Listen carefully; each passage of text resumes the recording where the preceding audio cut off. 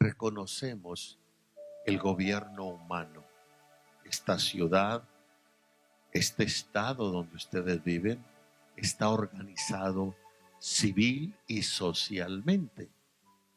Hay un gobierno y todos lo reconocemos, lo respetamos y nos sometemos, pagamos los impuestos y nos sometemos a las leyes que emanan para que este gobierno sea posible. Pero la verdad es que no puede haber gobierno sin un fundamento que lo sostenga. Y lo que sostiene un gobierno es la sociedad. La sociedad es la base, el fundamento de ese gobierno. Pero tampoco puede haber sociedad si no hay familias. Las familias son la base, el fundamento de la sociedad. Pero tampoco puede haber sociedad sin familia y no puede haber familias sin matrimonio. El matrimonio es el fundamento de la familia es el fundamento de la sociedad y la sociedad es el fundamento del gobierno. Qué importante es el matrimonio. Pero la pregunta sería enseguida, si el matrimonio es el fundamento de la familia, de tal forma que no hay familia si no hay matrimonio, y la familia es el fundamento de la sociedad, de tal forma que no hay sociedad si no hay familia, y la sociedad es el fundamento del gobierno, la pregunta sería, ¿y cuál es el fundamento del matrimonio? Lo vamos a dejar sin fundamento. Siendo el fundamento, si el matrimonio sostiene todo esto, la familia, la sociedad y el gobierno, y no le vamos a poner fundamento, lo vamos a dejar en el aire. Si no le ponemos fundamento al matrimonio, entonces lo dejamos colgado, lo dejamos en el aire. Y todo esto se viene abajo. De tal grado o de tal manera que si el gobierno anda mal, es porque la sociedad anda mal. Y si la sociedad anda mal, es porque las familias andamos mal. Y si las familias andamos mal, es porque los matrimonios andamos mal. ¿Y por qué andaremos mal los matrimonios? Muchas son las razones y vamos a hablar un poco en estos días sobre eso. Creo que el primer punto para un matrimonio es que debe tener fundamento. ¿Y cuál debe ser el fundamento de todo matrimonio?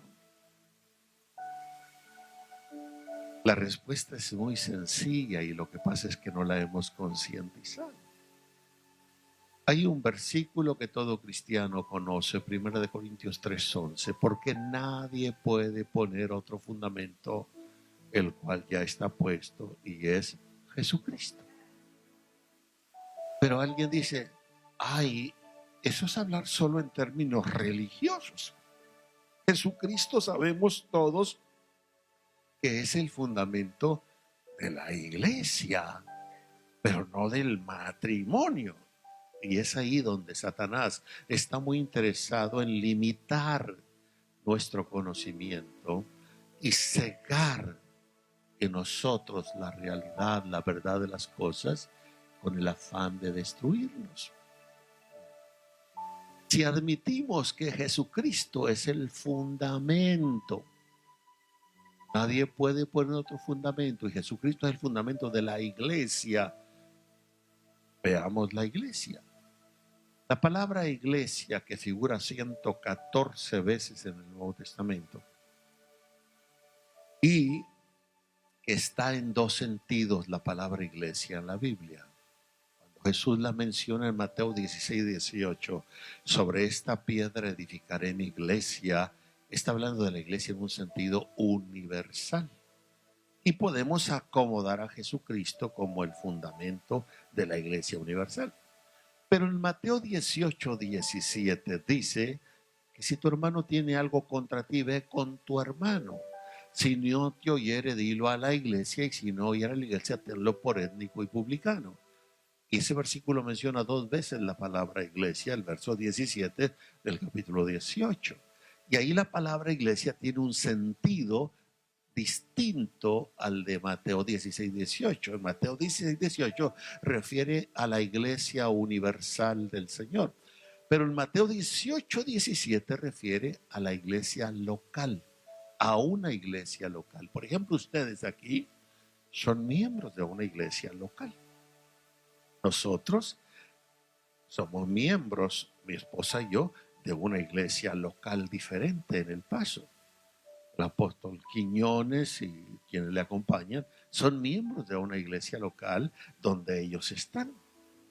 Y todo ese conjunto de iglesias locales conforman la iglesia universal del Señor, aunado a todos los que ya murieron en Cristo y los que han de creer en Cristo. Esos son la iglesia universal. Ahora, yo no puedo ser miembro de la iglesia universal del Señor si no soy miembro de una iglesia local. Así que los que les dice usted, ¿y de dónde eres miembro? De ningún lado, y voy a todas. Sí, cuánta ignorancia, ¿no? Y lo mismo le dice, ¿quién es tu pastor? Jehová es mi pastor. Y ellos presumen de espirituales y no saben lo que están diciendo. ¿Eh? Bien. Bien. Aplicando entonces a una iglesia local. Por ejemplo, cuando Pablo le dice a los corintios en el capítulo 12, ustedes son el cuerpo de Cristo y miembros en parte. Pablo le está diciendo a la iglesia de Corinto que ellos son el cuerpo de Cristo. Pero lo cierto es que Corinto es una ciudad, así se llama hasta hoy en día, es un puerto en el sur de Grecia. Y ahí está una iglesia local. Y a esa iglesia local, Pablo les dice, ustedes son el cuerpo de Cristo, lo que significa que una iglesia local que tiene los principios bíblicos del Señor, representativamente es el cuerpo de Cristo en esa localidad. Y si Jesucristo es el fundamento de la iglesia, yo le pregunto, ¿de qué se compone una iglesia local? ¿De familias? ¿De familias? ¿Y qué constituyen las familias? Los matrimonios. Entonces, si Jesucristo es el fundamento de la iglesia, pues es el fundamento de las familias que constituyen las iglesias. Es el fundamento de los matrimonios que hacen posible las familias. Entonces el matrimonio, si lo vemos que no es un asunto de 2, es un asunto de 3. Jesucristo tiene que estar presente como fundamento. Y si hemos de poner a Jesucristo como fundamento del matrimonio, ¿qué quiere decir eso? ¿Qué es poner a Jesucristo como fundamento del matrimonio? Primero, eso quiere decir que el matrimonio lo hemos de mirar como Jesucristo lo miró, lo mira y lo dijo. Segundo, el matrimonio lo debemos de conducir de la manera que Jesucristo y su palabra lo estableció. ¿Y cómo entonces deberá ser un matrimonio? ¿Deberá ser una simple unión libre, donde no haya casamiento, donde no haya responsabilidades y compromisos? ¿Será eso lo que conviene realmente a una familia sana y a una sociedad que desea vivir ordenadamente? Que un matrimonio sea una simple unión libre. No creo que es eso lo apropiado y lo correcto.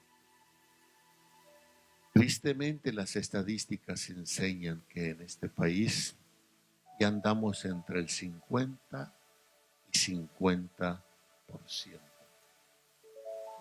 Hay un promedio de un 50% de parejas que están en unión libre en este país y que no han legitimado ni civilmente su matrimonio. ¿Cómo debe ser un matrimonio? ¿Deberá ser entre homosexuales o lesbianas? ¿Es eso correcto? No es eso lo escritural. Varón y hembra los hizo. ¿Deberemos ver acaso el matrimonio desde su posición correcta o solo como un simple contrato civil para tener solo un orden social? Si le preguntamos a un juez civil y que no conozca de Dios y de la palabra de Dios, él solo va a mirar el matrimonio así. El matrimonio es un contrato civil y nada más, para un orden social y punto. Y el mirar el matrimonio de esta manera, una unión, la libertad de la pareja, sean homosexuales o lesbianas, sea hombre y mujer, pero no tienen que tomar mayores responsabilidades y compromisos ni siquiera bajo un contrato civil. Miren, algo que todavía no se divulga del todo, pero ya empezó a declararse, es el hecho de que están mirando la posibilidad que el matrimonio se lleve a cabo bajo contrato anual. Ya no un pacto para toda la vida, un contrato anual donde cuando llega el año están en libertad si quieren renovar el contrato para otro año. Se está ya trabajando sobre eso. O sea, el mundo está yéndose de pique a una Sodoma y Gomorra. Ahora, deberemos ver el matrimonio, creo que desde su posición correcta. Y la posición correcta es que el matrimonio va más allá de una unión, de una pareja de varón y hembra. Va más allá de un contrato civil ante la ley. El matrimonio es una institución divina. Fue Dios quien lo instituyó. Es la primera institución en la historia humana, la más antigua de todas. Fue Dios de manera directa quien la estableció. Entonces, para los que decimos ser cristianos, ¿qué es lo que el Señor Jesús y los apóstoles enseñaron respecto al matrimonio? Los que traen su Biblia pueden abrirla y vamos a entrar a Mateo 19, 1 al 12.